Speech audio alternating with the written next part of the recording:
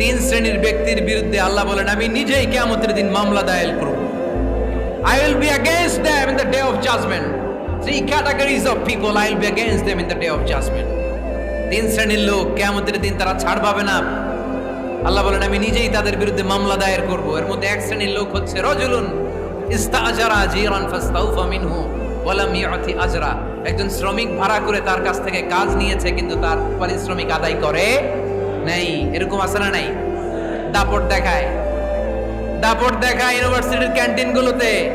ইউনিভার্সিটির ক্যান্টিনে যে খায় মাগার বিল দেয় না, এরকম টাকায় যাচ্ছে নাই। চায়ের দোকানে চা খায় আগে পরে দিমু, বিল দেয় না, আছে না নাই? দোকানে যে পণ্য কিনে বিল দেয় না, পরে দিমু, আছে না নাই? কিয়ামতের দিন আল্লাহ তোরে মাস্তানি ছুটাবে, চিল্লা এখন ঠিক কিনা? আনা খাসমুহুম, আমি নিজেই তাদের বিরুদ্ধে মামলা দায়ের করব। কথাটা কার?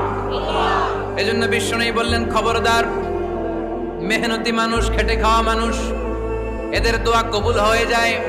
আতুল আজিরা আজরাহু ক্বাবলা আন ইয়াজিফা আরাকুহু। খবরদার, বিশ্বনবী বললেন শ্রমিকের ঘাম শুকিয়ে যাওয়ার আগে তাদের পারিশ্রমিক মিটিয়ে দাও। বিশ্বনবীর বিখ্যাত হাদিস, আতুল আজিরা আজরাহু ক্বাবলা আন ইয়াজিফা আরাকুহু। শ্রমিকের ঘাম মাটিতে লাগার আগে, শুকিয়ে যাওয়ার আগে তাদের পারিশ্রমিক মিটিয়ে দাও। কেননা তারা যদি বদদোয়া করে তোমার জীবনকে জাহান্নাম বানিয়ে দিবে কে?